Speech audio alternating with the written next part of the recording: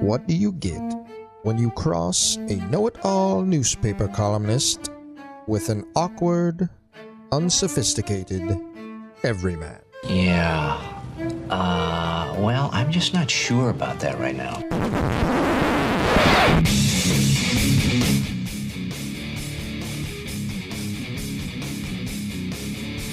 Welcome to Couch and the Roo. Welcome to Couch in the Roo, presented as always by Pure Options Precision Crafted Cannabis. Their concert series continues this weekend at their Frandor location, 1 to 7 p.m. Go to pureoptions.com to buy tickets for more information. And if you use the promo code there, BOGO, B-O-G-O, it is buy one, get one free. So you and a friend could get in for $20. They'll have live music, cannabis vendors, food trucks, games, and on the 22-foot big screen, college football all day long. Great way to tailgate, feel good, and just be around other people who want that vibe. Go to pureoptions.com, click on events. And also our Tuesday afternoon show presented by our friends at Front 43 Neighborhood Pub and Cask & Company Kitchen and Bar. Talking about a place right down the street from Pure Options at the Frandor location. Fantastic place to watch a game. The OG of Couch and the Roo sponsors, as we always say, or as I always say, the best TV setup in town. Just a great place to park yourself and watch games all weekend. The Michigan State game at night. They'll have MSU game day specials. The Michigan game during the day. Do a whole day of college football as well at Front 43 and Cask & Company. Unbelievable menu, great drink selection. And our Tuesday afternoon show also brought to you by our friends at Firekeepers iCasino and Sportsbook, and the Firekeepers iCasino and Sportsbook app, of course, which you should download today. Bet the games we're betting, or if you may want to tail us or fade us, I would say bet the games we're not betting. Bet the other way. You can also go down to Firekeepers on I-94 in Battle Creek. Fantastic place to go to, just the in-house sportsbook experience. If you've never done it, Dacey's Taproom and Sportsbook at Firekeepers Casino. Really cool place to watch games, camp out, bet the games, enjoy the rest of the casino. That's just off I-94 in Battle Creek. Jason, how you doing, brother? I do hear your voice in my head when I take a shit. The Tigers are back. Rooer. What's up, buddy? I love the tweet from the Couch in the Rube account. Heads up for our live listeners. Our Tuesday show, Talking Tigers, holy moly, in parentheses. Like, how can you not read that in Couch voice, though?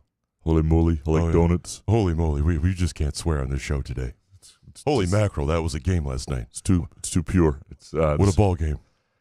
It's pretty cool. Look, that the sort of game that the Tigers would never win in the last 8 years or most years, or even if they got, within a whisker of feeling like they were in contention, you didn't think this sort of thing would happen. And when you're losing a game to a decent team on the road like the Royals, and it's not a school day or anything like that, and you come back and win 7-6, and the way they come through with clutch hitting, and the fact that they are now, and I know they lose the tiebreaker, but they are a game and a half back of the Minnesota Twins, with, what are we at now? Okay, hold on. Let me do some quick math. 11 to go? 11 games to go. Yeah. That's fighting distance. You're there. If they keep playing like this, they got an absolute shot. The Twins have been cooperating. Like, should we use a pitching staff like this all the time? I mean, is this the way it's going to work for the future? Just bullpen day. Let Reese Olson get shelled, and then we come back, and then have Will Vest and Bo Brisky come in. I mean, it's just. I feel like you have to have weird. You have to have a really good bullpen, and the Tigers do. I know, and it's just wild to see that. Yeah. When you trade a piece like Flaherty, and then you go, okay, we have to do some patchwork here with injuries, and my God, can Casey Mize do it tonight? I don't. Yeah, it was fun watching on the second TV because I got to say, after they were down like 4, I was like, okay, just started to pack it in. Then they started chipping away, and I'm like, what is happening here? I'm a little. By the time I'm happy, no matter what, I guess, unless we completely flame out. But as a Tigers fan, this is pretty much what I was expecting this season. I wasn't expecting this. I was somewhat competitive. I thought 73 and 78 would be about where they are instead of 78 and 73. Well, I'm saying competitive. I was expecting them to be competitive in this year 2, whatever rebuild year we're in. This is beyond competitive. Like, this is a team. Like, if you do not want to face this Tigers team in the postseason in a best-of-3 series starting out, right? I wouldn't want to face. Are we these guys. that scary? I think they're scary. We're that scary. You don't want to play us? I think you don't want to play. You don't want to play the Tigers. Hell yeah, let's go then. I'm living for this one. Now, that said, by the time most people listen to this, because this is a little show update, our last show of the week, I am flying to Maine tonight, and we'll be there until the Boston College game, so we'll be back Monday. But so a lot of people, and we're gonna talk some MSU football here. We're gonna preview. Now wait a minute. If T and I were going to Maine, you'd be like, "Oh, it's an interesting trip, middle of a Boston College week. Interesting." Well, what kind of timing is that? But you do it, it's like, "Oh yeah, we're just gonna go sightsee." Well, then I'll play the dead grandma card. Like I'm going because my grandma died, and it's a funeral on Thursday. Yeah, last year, right? Well, yeah, but we set this up around we did set it up around the Boston College game, so that's a better tribute than what you gave yesterday. So yeah, I understand. Yeah, it's nice. No, I'm not busting you. I'm just saying if it were, it's fair. That's a fair point. I don't have any more grandmas to give, so but oh gee, well I don't. Yeah, well that's fair. Yeah, 45. I have one left. Nice. Yeah. Can't wait for that tribute. It's only going to get better. We'll have it sponsored by then. It'll be the funeral sponsored by. No, I'm just kidding. Jesus, fix that in post. Ledley. Fix that in post. By the time most people listen to this, though, our non-live listeners, Casey Mize will have been shelled. Watch your mouth. Tuesday evening, and it'll be. What time's the game? We're doing a podcast. I mean, it's like 1:00. What do you? It's 7:00. How late do you listen to this podcast, man? Come on, you got to get it right when it comes out, right? That's not really how it works, but I love your enthusiasm. Oh. We are going to talk MSU football here in a little bit with Trevor Hass from the Boston Globe, who covers Boston College football and hoops, and sort of get a feel for this team and what Michigan State's running into and what the environment might be on Saturday night. Before we do that, we're going to talk to Harry Gagnon from The Ringer and Against All Odds with Cousin Sal, and dig into the games this week. And, And he's doing the covers, or he's doing the Bachelorette gambling props now and everything. It's I love amazing. Harry. There's no way you could not find anything to gamble on if you know Harry, I guess. It's a tough, like I am in the NFL, I have no confidence after last week. And after last night with what Philadelphia did on Monday night, the way they blew that, and I had Philadelphia on the money line in like 4 different parlays. And of course, and I thought you'd be fine. I thought I would too, and it's just one of those things. You're just sick. Like Kirk Cousins gets up there, but how do you let Kirk Cousins just run down the field like that? No he doubt. didn't have any pressure on him whatsoever. It was pathetic defense after that, because I didn't even mind the call initially. You're putting the ball right in Saquon Barkley's hands. He just dropped it. That's right. Shit happens. The defense. But if you ran the ball, you're going to win that game. So not great. Take your analytics and shove it, I guess. The other NFL. But there's not as many games though as last week. You and I were kind of giddy, and we knew it was going to be a bloodbath. Yeah, this week I'm just I'm nervous. So shy. It wasn't for. Thank God for that 4:00 NFL parlay that I hit to salvage some of the weekend. But man, oh man. Well, no. If you look at the NFL standings right now, here I'll pull these up here. The NFL standings, the 2-0 teams, other than Buffalo, who I really like, the 2-0 teams are the Chargers and Buffalo and the Chiefs. Right? Are the Chargers, Steelers. The Texans I really like too. So maybe this isn't a good point. Maybe it's the NFC where all the shit's different. Oh yeah. The Seahawks, Vikings, Saints, and Bucks. Like if you told me all those teams missed the playoffs, I'd be like, all right. But they're 2-0, and there are teams that are 0-2. You're like, that team should be in the play. I don't know. I'm a little skittish. I'm a little skittish on what. Yeah, that was definitely a week of opposites for the money line.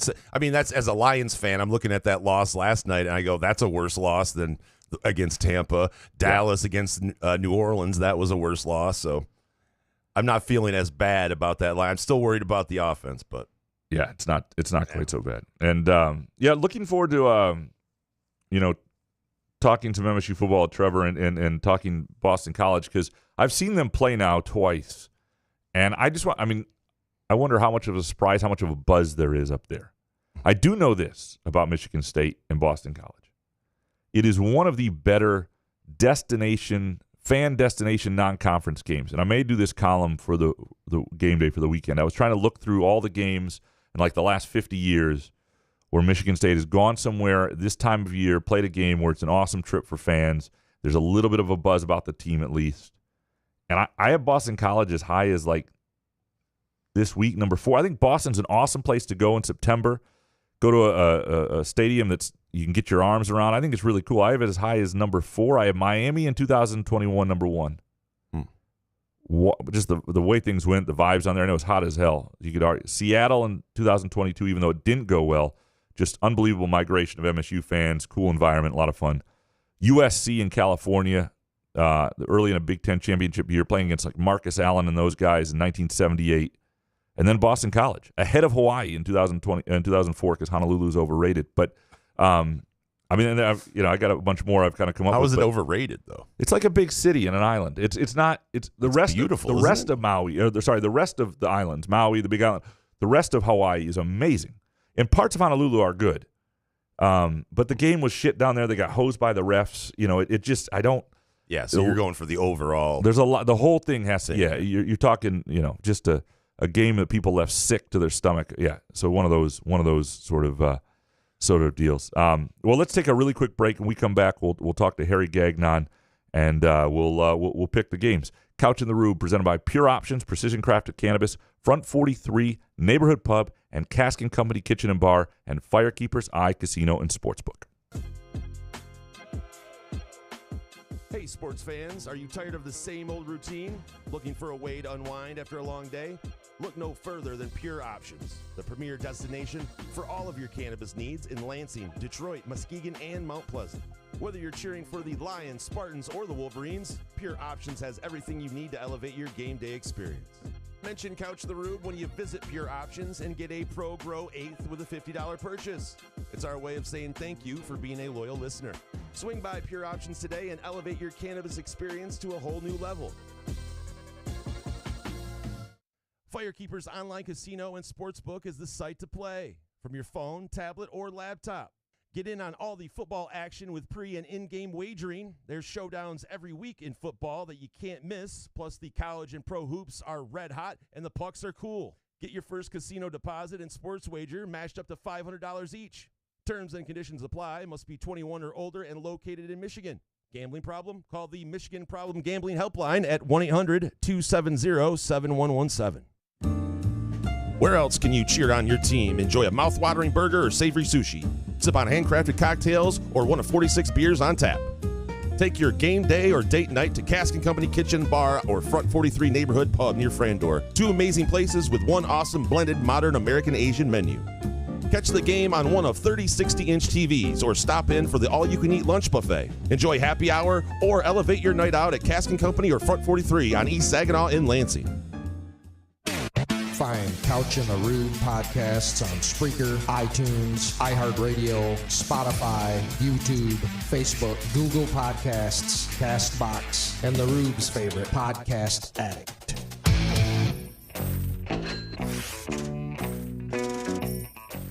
Couch in the Rube, presented by Pure Options, Precision Crafted Cannabis. It is time to pick the games, presented by our friends at Firekeepers Casino and the Firekeepers Eye Casino and Sportsbook app. Download the app today. Bet the games with us here. And to do that, we have the great Harry Gagnon from The Ringer, from Against All Odds with Cousin Sal, from BetOnline.com, where his videos are getting more and more enchanting with the by the hour. Harry, how you doing, brother? Hey, what's up, guys? How'd you guys do this weekend?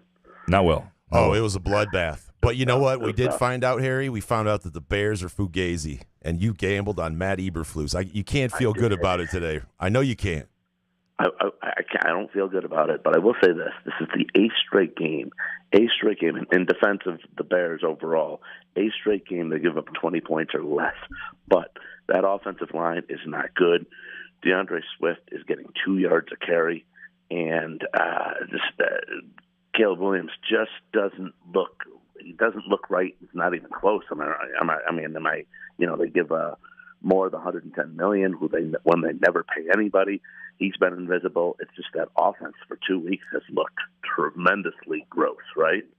It's Eberflus, yeah. The challenges were great too. Yeah, the offensive line's a big problem when you got a rookie quarterback. But hey, at least you didn't put Purdue in a lot of teasers and even some money line parlays. And it was a long shot parlay we came up with. It wasn't great. I threw Oregon State in there a little bit, and then I capped it off with my safety bet of the night. And all I had to do, it hit a bunch of different things, was have the Eagles hit the money line last night, and I would have been good, Harry. I would have been good. And but that's where I am. So that's that's the time. I mean, Barkley makes that catch, game's over. You're good. Yeah, no, you should be able to get your money back for that sort of thing. It wasn't my fault he dropped it.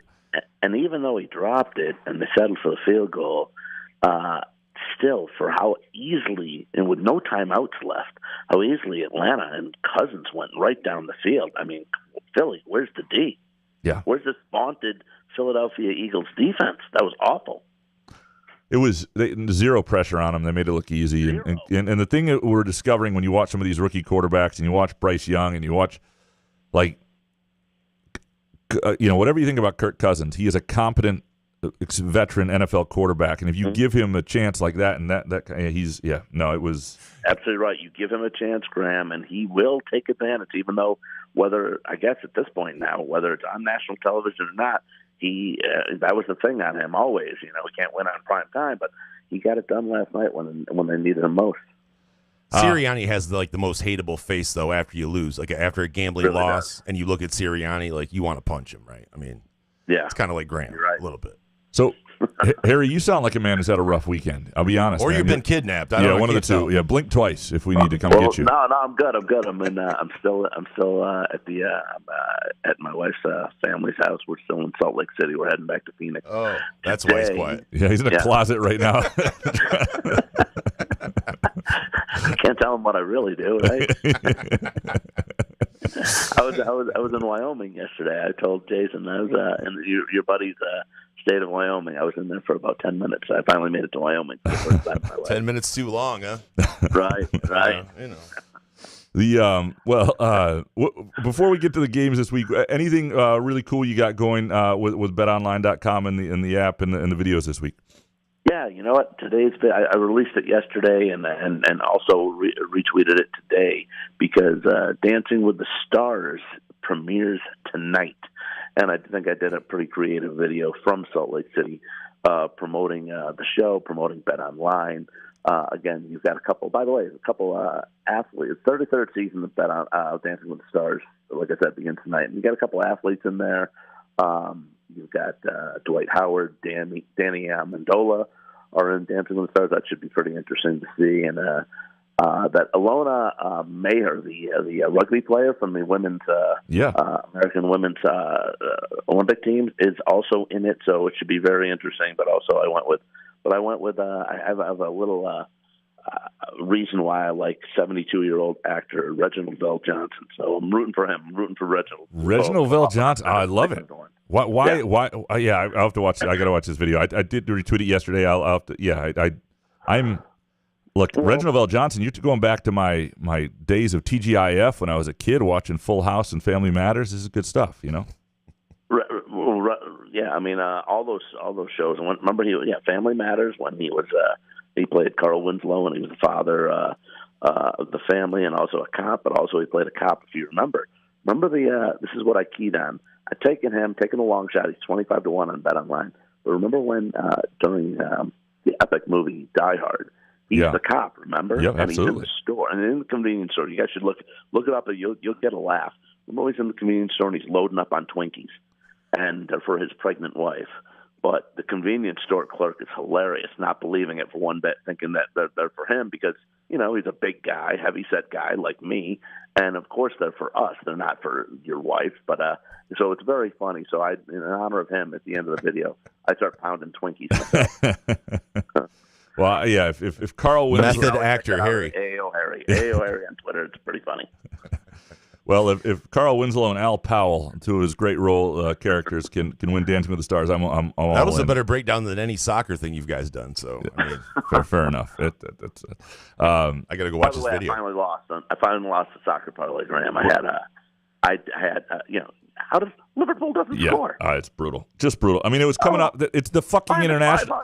It's the fucking international break. Whoa! Sorry, language. It pissed me off though because they have these guys all over the world in like 6 different continents. You got half the Liverpool team in South America, the other half's in Africa, and they come back and like 2 days later they got to play a game and they don't have their legs. I would pay $100 a month for the rest of my life to never have international soccer again, and that includes the World Cup.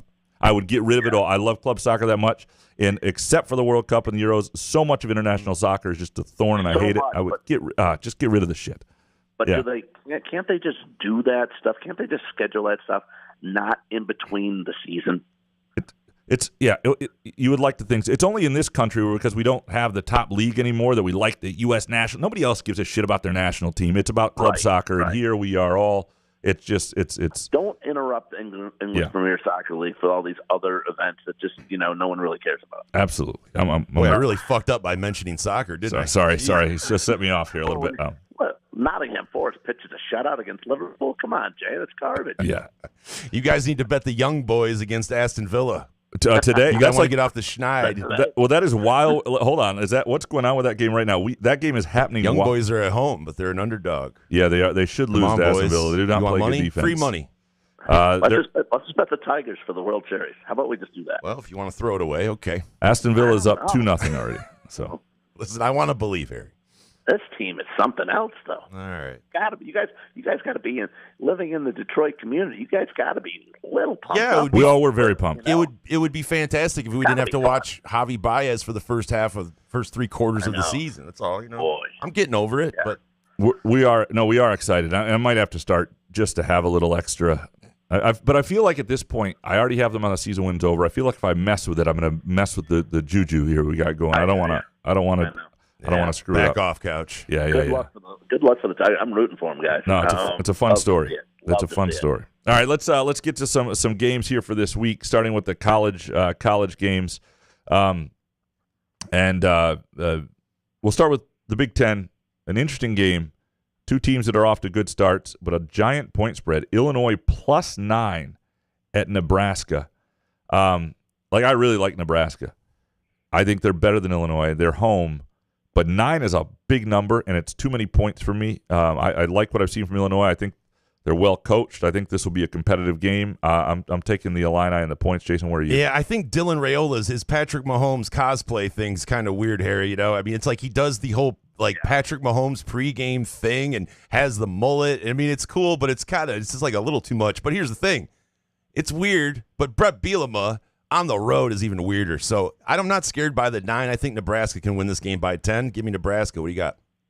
I agree. The Raiola thing is a little odd, but he is, like everything, including, like you said, the mullet, the hair on the chin, the coming out, and the way he celebrates to start the game. It's all a little weird, but boy, he's still getting it done. He's got 5 touchdowns this year with just 1 pick, 74% completion percentage. They won by 13 in Champaign last year, and Nebraska was way worse last year than this year. So yeah, I'm with you. I'm taking Nebraska. I'm going to lay the 9. Oh man, now I've lost confidence. I've already had my confidence shelled by last week. I need solidarity here. Bielema, man? I don't know. I don't trust any of this stuff anymore. Here's actually a game I like: USC -5.5 at Michigan. I think USC is decent. I think they're pretty good. I don't think Michigan is. They're going with Orji at quarterback, so there's going to be a little more juice to them in terms of being able to run the ball. We'll see if he can throw it. I think that'll increase Michigan's offense just a little bit. But I don't think they're very good, and I think they're going to struggle, and I don't think their defense is good enough to dominate a game like this to keep them in it. I don't think it's a runaway for USC. USC is not what Texas is, but I think this could be in the 7 to 10 point range. I'm going to take USC giving the points here, Jason. Yeah, Michigan's effed me 2 weeks in a row, so this is almost a spite pick. But I did like this even before the spite. I mean, I think I've seen enough from Michigan at home. Give me USC. I'm with you guys. I mean, I like the 7. What do you got here? Yeah, I took that. I took the points last week with Arkansas State. Yep. They get there. New quarterback. You just mentioned Graham from Michigan. Same result though. I love Miller Moss. I think he's the man for USC, completing 75% of his passes. And USC did have a week off to prepare for this one on the road. Defense is giving up just 10 points per game. Just no offense. Not nothing from Michigan. And USC's defense is solid. I'm going to take the Trojans as well, guys. Tennessee -7 at Oklahoma. I'm a little upset that I didn't jump on. I got a little money on Tennessee to win the national title. A week ago, they were still -140 to make the playoff. Now it's like -280. Tennessee's phenomenal. And they're one of the best, I think, 3 or 4 teams in the country. I think they're better than Oklahoma. I know it's a road game, but they're trucking people right now. And this number does not scare me. Give me the Vols until proven otherwise. Jason, where are you? Yeah, I hate this game because your confidence kind of sways me a little bit, but I despise it. I'm a faded, but I see this at 7 and a hook some places, Harry. Give me Oklahoma and that home dog. What do you got? Yeah, I could see that. Arnold's been pretty good at quarterback so far for them, but I'm going to still go with Tennessee. 3-0. They've outscored their opponent. I know they haven't played anybody, but they've outscored their opponent still 191-13. Guys, they're averaging 7 yards a carry. 7 yards a carry. I think it's too much offense, even in Norman. I don't think Oklahoma will be able to catch up and keep up with Tennessee's offense. Give me the Vols. I'm going to lay the points. So the next game, you can't have a spite bet against two teams at once. So, but my bigger spite is against Purdue. Purdue plus 4.5 at Oregon State, who didn't do their job either, who's apparently not very good. But Purdue, when you look that bad at home, and I understand Notre Dame came in focused and sometimes matchups, whatever. But I'm sorry, the next week I'm betting against you. It's inside a touchdown. I want to see what happens. And when they played Indiana State, I believe the first week, a bad FCS team like. Purdue may truly be awful. And we talked about this yesterday, how the Big Ten Network needs to stop lying to us when they do their around the Big Ten. They go to every training camp, and they there's a lot of upside with this team. They blew smoke into Purdue. That's bullshit. That's absolute bullshit. And anyway, give me Oregon State minus 4.5 at home. I'm going to throw this in teasers. Money lines. I'm probably going to get screwed again by Purdue, but Purdue is. I'm looking at you, Purdue. Jason, where are you? I guess that's what you get for watching the Big Ten Network and getting news from there. I hope this game ends in a 0-0 tie. I could give a shit about this terrible. But Oregon State, listen, I've watched this team a couple times this year. They're gritty. Purdue, what are they going to give a shit? They just got blown out by 70 at home. They got to travel all the way to Corvallis. Get out of here. Give me Oregon State. What do you got, Harry? Yeah, I'm going to take Oregon State, too. I mean, Purdue was terrible last year, terrible this year, too. I know the Beavers, I expected a little bit more last week from them against Oregon, at home, and Oregon hadn't looked good in the first two games and the first two wins where they had to pull them out. But I think the Beavers bounce back a little bit here in this game. I just think Purdue is just not good. You guys mentioned it.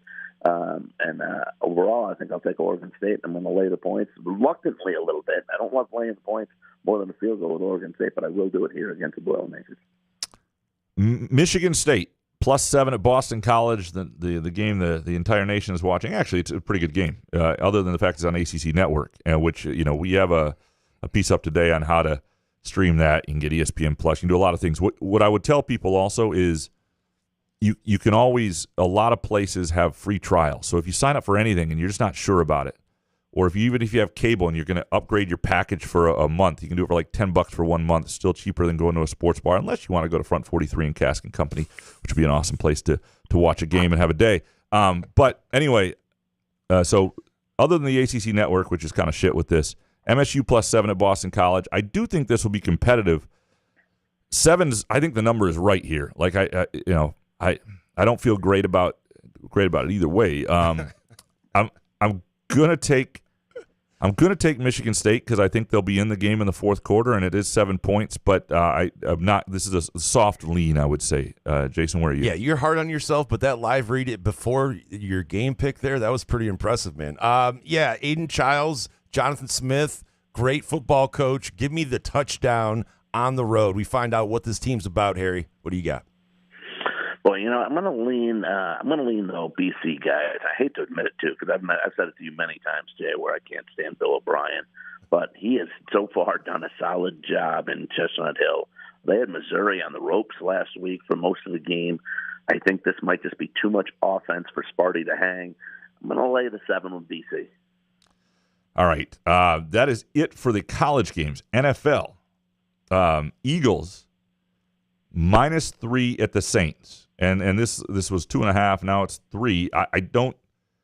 I'm sorry. I'm going to believe my eyes. The Eagles are not that good right now. The Saints are trucking. The Saints' offense looks phenomenal, and maybe it's not real. Maybe it won't last. But there is zero evidence after 2 weeks that the Saints. Oh, sorry, the Saints are minus 3. I read this wrong. Whoops.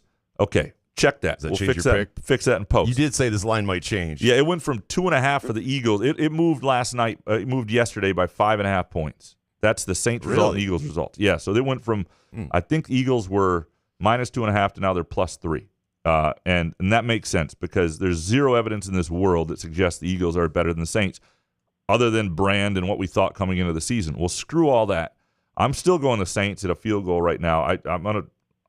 The Saints are beating people by 30. I don't care about a field goal. And the Eagles don't have a pass rush. I don't know what this loss will do to them going forward. Give me the Saints. Jason, where are you? I know, but do you trust Derek Carr? I know that he went into Dallas, and first week he was at home and lit it up. I just don't think I trust him again. Give me the Eagles. Who do you got, Harry? Yeah, I don't trust Carr either. I'm going to take the Eagles, but I hear what you're saying, Graham, because the Saints' offense has been electric. Kamara has a reemergence. And Philadelphia, I mean, they closed the season last year terrible. I think they went 1-5 in their last 6, and easily could have lost that game against Green Bay. And then they blew the game last night. But I don't know. I just think I'm not trusting Carr. I'm not trusting the Saints. I kind of love the over in this game too, guys. Maybe as we look down the road for the week, but kind of like the over. I think both teams won't be able to be stopped, maybe offensively, but. I'm going to take Philly. I don't love it, but I'm going to take Philly because I think they need this a little more than New Orleans does. Philly goes to 2-1. I mean, other than the last drive where Cousins just did whatever he wanted, did the Eagles' D overall look that bad? That's what you have to ask yourself. Yeah, they didn't get a pass rush all day. I mean, all night. So I just don't trust Derek Carr. More importantly, I guess. All right, Lions -3 at Cardinals. The Cardinals are a slippery team here. I thought we were going to get the Tom Brady Fox game because it's 4:25, but it's Ravens Cowboys is going to be Brady, which sucks because Lions Cardinals is a more interesting game. Actually, it's not, but I'm just annoyed by the fact that of course he's going to be at the Cowboys. You're a big Brady guy, huh? Not that he's any good. Right. By the way, are we going to, guys, I don't mean to interrupt, but are we going to is this going to be a thing where we're going to get Brady doing Cowboy games 10 times during the year? I hope not. You don't want him to become the Joel Klatt of Michigan with the Cowboys, right? You don't want that. No, Brady would kill to be Joel Klatt. Throw him out there with the Lions Cardinals. I would. The problem is the Cardinals just don't have the fan base. I don't think to warrant that nationally, and that's why they won't do it. Although the way Brady's performed, maybe it's better. Put him on the Panthers Raiders game. That's CBS, I guess. But the Lions don't look right. I think they're going to be fine. But, if the Cardinals are getting 3, I think a pretty good team. They just took it to the Rams. I'm going to take the 3. I'm not going to bet against the Lions. I'm not actually going to bet this game. But I would take the Cardinals here over with +3. Jason? Yeah, that's a smart play because if Baker Mayfield's going to come into your house and run all over you for a touchdown, I mean, Kyler Murray's definitely a lot faster, more agile than Mayfield. So I hope the Lions squeak out a W. Cardinals and the points at home. That would be my pick. What do you got here? Yeah, I got to take it too, guys. I love you guys, Lions, but again, like you mentioned, Graham, something's not right about this Detroit team. Laporta, where's the production from him? 2 catches, 13 yards. Goff, 1 touchdown, 3 picks so far, and Montgomery only had 35 yards rushing the other day. But meanwhile, Arizona put up 28 points in Buffalo, 41 last week against the Rams. Murray to Harrison was unstoppable. I don't know. We got something cooking in the desert maybe all of a sudden. I'm going to take the 3 with Arizona. Yeah, no, I have a bad feeling about this game. Ravens -1 at the Cowboys. Ravens trying not to go 0-3. Cowboys a little shell-shocked here. I don't trust either one of these teams. I wouldn't bet this game, but 2 big brands, 2 supposedly good teams. Very interesting matchup. You sound like Tom Brady. And nobody will be watching it because they'll all be watching the Lions Cardinals. I think the Ravens find a way to get this done. I do. I think the Ravens still have a lot of things working for them. It was a weird game that they should have beaten the Raiders. They just kind of took their foot off the pedal a little bit. Give me the Ravens -1 on the road. I don't know. Just a gut feel. Jason, where are you? Yeah, I think this is a bounce back game for them. I don't know how good Baltimore is right now. I mean, just give me Dallas. What do you got, Harry? Don't love it, but yeah. I'm going to jump on with Graham. I mean, like you said, Baltimore 0-2. Jackson really didn't take off running in that game against the Raiders. I think he could be able to do that against Dallas's defense. Dallas didn't know what to do against the Saints. They were all over the place. They couldn't stop them for anything. I think Jackson uses his legs to get a W here in Big D. I'm taking Baltimore. All right, 49ers -7 at the Rams. The 49ers look like they're back a little bit. The Rams are dealing with all sorts of injuries. They have no receivers left. I think the season could go poorly for the Rams from here on out, and that makes me even more worried about the Lions after the way that game 1 looked. It's going to be all 49ers fans. Give me the Niners. It's a lot of points. I'll probably throw it in teasers and parlays, too. Give me the Niners. Where are you, Jason? How high do you think this line could go, though? I think it stays at 7. Stays at 7? Because, I mean, with McVay and Stay, you still have those two guys. Yeah. Can you wrap some guys around there? The 49ers are kind of beat up as well. I tell you what, give me the Rams at home with a touchdown. Hopefully it'll go up higher. But what do you got, Harry? Yeah, I'm with you, Jay. I mean, it's the injury bowl, right? McCaffrey, now Debo's banged up. Other side, Kupp and Nakua. I hear what you're saying, Graham, about the Niners. You look at this and you're like, probably the Niners still get through because of the Rams' injuries. But again, injuries on San Francisco side as well. I think in a situation like this with these injuries like this, and Niners not winning against Minnesota, letting Darnold take them to the cleaners for the most part. I'm not sold on the Niners laying 7. I'm going to take this. I'm going to take the points here. I don't love it either, but I'm going to take the 7 because I don't trust San Fran right now. All right, last game, Jaguars plus 5.5 at the Bills. Jaguars fighting to not to go 0-3. The Bills have looked pretty good. This is too many points, though. I like the Jaguars here. I think they're still an okay team. I think they're in a desperation situation. I think it's a close game. I wouldn't, pick either side to win, but I'm going to go with confident, though. Jaguars plus 5.5. Jason, where are you? But why? What have you seen from the Jags that makes you think that? Not a lot. I just think they're going to be a decent team. But this is the same. They're going to go Eagles. into Buffalo Monday Night Football. Yeah. But anybody who would take the Eagles over New Orleans has to be using the same philosophy. Eagles were shit, and New Orleans has been great. What have we seen? I mean, this is about what we think. But if you think that the Lions' offense looks bad, I mean, God, fair. The Jacksonville Jags. Harry, this just seems like I can see what you're saying, though, Graham, because it seems like a sucker bet. The Lions seems kind of weird. But still, give me the Bills. I think Jacksonville is ass. What do you got? Yeah, Jacksonville surprises Buffalo from time to time, but I'm on Buffalo, too. I mean, there's no offense going on here for Jacksonville. And Lawrence got paid in the offseason, and I'm not quite sure why. He really hasn't produced since he's been a Jaguar coming out of Clemson. They made the playoffs once. And I was the first person to admit I was kind of down on Buffalo to start the season with Gabe Davis being gone and Stephon Diggs being gone. Kind of wrong right now. Buffalo looks fantastic. I'm going to lay the 5.5. I stand alone there. I'm definitely not going to take that game now. My confidence has been shelled. I've got. It should be. I mean, Did you watch Jacksonville last week? I mean, not really. But all right. Harry, you are a beautiful man. Hopefully you get out of the closet there and get back to civilization. And your get out of that closet. Your in-laws don't tell you don't find out what you do for a living. So we appreciate you, brother. Thanks, guys. I'll talk to you. See ya. That's the great Harry Gagnon from Against All Odds. His cousin He gave Sal, out a the Ringer. parlay during his wedding vows. How would they not know? No, that's a very, very, very good point.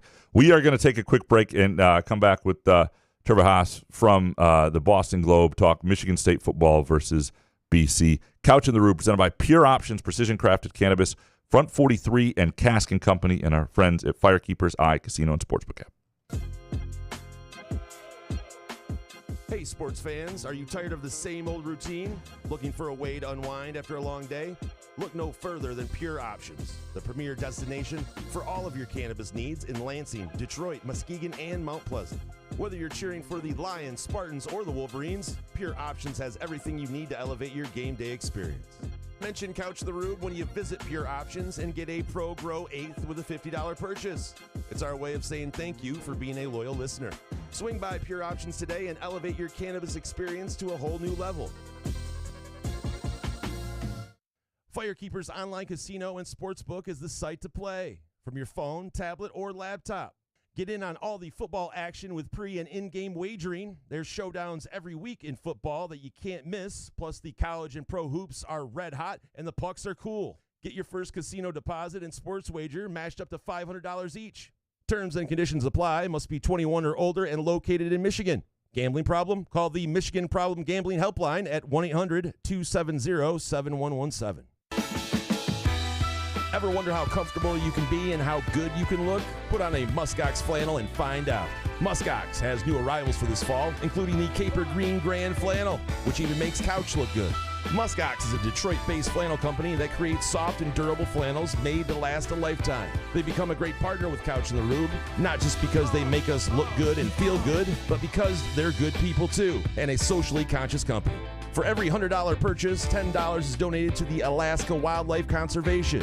Muskox flannels are designed with 100% cotton that is ethically sourced and double brushed for softness. Feel the quality and comfort of a Muskox flannel by ordering at gomuskox.com, where Couch in the Rube listeners can enjoy $15 off their flannel purchase with the promo code HOFF. Find Couch in the Rube podcasts on Spreaker, iTunes, iHeartRadio, Spotify, YouTube, Facebook, Google Podcasts, CastBox, and the Rube's favorite podcast addict. Couch in the Rube, presented by Pure Options, Precision Crafted Cannabis, and our Tuesday afternoon show brought to you by our friends at Front 43 Neighborhood Pub and Cask & Company Kitchen and Bar, and, of course, our friends at Firekeepers, iCasino, and Sportsbook. Very pleased now to be joined by Trevor Hass from the Boston Globe, covers Boston College football and hoops. Trevor, thanks for taking some time, man. My pleasure. Happy to be here. Thanks for having me. So give me a sense of the vibes there right now and how much people around Boston and that community are sort of taking notice of what is happening with Boston College football. Yeah, absolutely. So I've covered the team since 2019, and I can say without any doubt that this is the most buzz there's been around the team since that point. Jeff Hafley had his ups and downs at BC. He had some good years, some bad years. Overall, they were pretty average and mediocre for the most part. Now, Bill O'Brien has come in year one. Obviously, he has quite a pedigree in the NFL and college football, and tons of respect in the area as the Patriots offensive coordinator previously. So just tons of buzz, tons of hype. People are excited. And then when they beat Florida State, it was kind of validation, like, all right, this is actually something. This isn't just kind of a pipe dream. And then took care of Duquesne and, 2-0. And then last week hung around with Missouri and nearly staged the upset, but fell by 6 points. So, definitely a lot of hype and a lot of optimism around the program first time in quite some time. So fans are excited. So what's your sense of what the crowd will be there this weekend? A red bandana game, which is a cool story on its own. But obviously there's something there, and you get a Big Ten opponent coming to town, like in a primetime game. Like, what's your sense of what the stadium will feel like? Yeah, so I think that if BC fans are going to go to one game this year, I've been telling people to go to this game because this is definitely the game. It's a Saturday night game, 8:00. Michigan State is in town. Really good matchup. I think on paper it's a pretty even one in my opinion. I think BC's probably has a slight edge, but I think it's a real toss-up. And then the red bandana component of it is awesome. It's a great way to honor Wells Crowther. For those who don't know, he saved many lives in the World Trade Center on 9/11. Former BC lacrosse player who served, honored his country and his school and et cetera, by going back up in the tower and saving many people. You really didn't have to do it. It was an unselfish act and really epitomizes, what the BC football program tries to embody. They play a red bandana game every year in his honor. They've done it since 2014, so it's a great way to honor him and kind of carry on his legacy. So it definitely means a lot to the players and the coaches and the student body and the fan base. So this definitely should be a great atmosphere and kind of what college football is all about. I was surprised. I've seen BC play twice now. I saw the Florida State game and then a good chunk of the Missouri game. I've been surprised by how physical they are on both sides. I mean, that seems to be their MO to some degree. Did you expect, let me put it this way, what did you expect coming into this season, this year one under Bill O'Brien, from this team? You got a quarterback in Castellanos who's got, athletic player and playmaker and has some things to him. But do you expect it to look like this?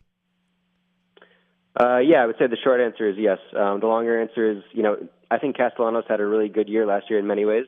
He was pretty explosive, really talented, very athletic, and get outside the pocket and create, wreak havoc with his legs. But he had 14 interceptions, and he's the first to admit that that's not where it needs to be. So O'Brien comes in, obviously he has the NFL pedigree, as I mentioned earlier, with coaching Tom Brady, another elite quarterback. So he knows what he's talking about. I think Castellanos bought into that right away and realized that, all right, if I want to take my game to the next level in college and maybe play in the NFL, I need to listen to this guy and buy in. So he was very impressive in the first two games. Last game against Missouri, a really athletic defense.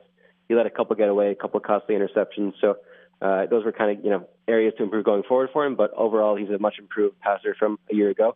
And then just the offensive line is really one of the strengths of the team, in my opinion. Ozzie Trapillo, Drew Kendall, Logan Taylor are guys who kind of are catalysts there. So they didn't run the ball too effectively against Missouri, but overall the run game is definitely a strength of the team. And I think Bill O'Brien wants to play disciplined, tough football where they don't really commit penalties. They, excel on third down. They do the little things at a high level, and they've done that for the most part this year. So I would say yes, it has resembled what I thought it looked like coming in. Where is the weakness? Like if they have a weakness or an area that it could get exposed, where is it? I would say defensively there are a couple weak, maybe not weaknesses, but areas where they could potentially be exposed. The secondary had trouble tackling Missouri's big wide receivers. Obviously, that's a really special group with Luther Burden and some other guys who could make the NFL, so they had trouble bringing them down. They've been pretty good defending the run compared to last year, but against Missouri it wasn't great either. So I think it's kind of depends how you look at it. Like, was it Missouri, really being that good, or was it BC's defense struggling? But there were some areas that were not great in that regard. Special teams, I wouldn't say weakness as well, but it's a question mark. BC hasn't attempted a field goal, which is kind of weird. So there are two guys who are capable of doing it, but they haven't done it in a game this year. So TBD on that. If it's like a 4th and 7 in a close game and you're at the 25, 30-yard line, they may go for it. So that's something to keep an eye on.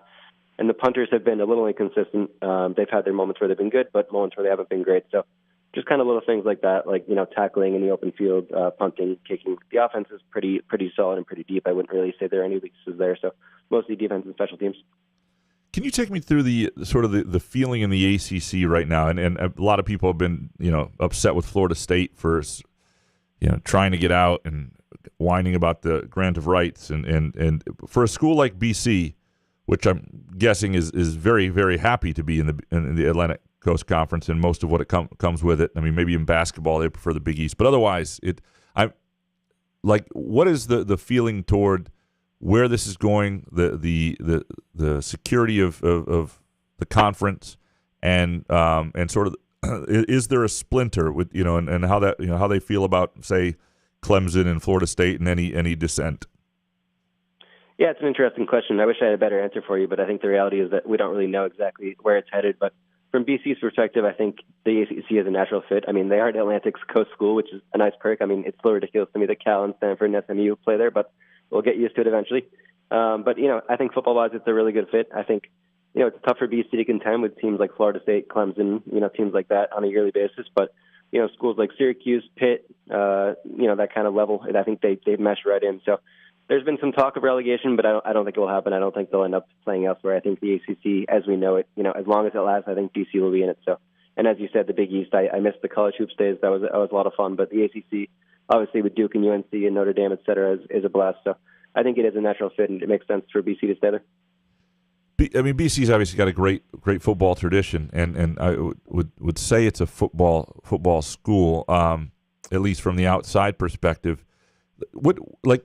If you a game day, how there's a school, big city schools often have the problem of other teams' fan bases, coming to their campus and splitting the crowd, so to speak. Does that ever happen at BC?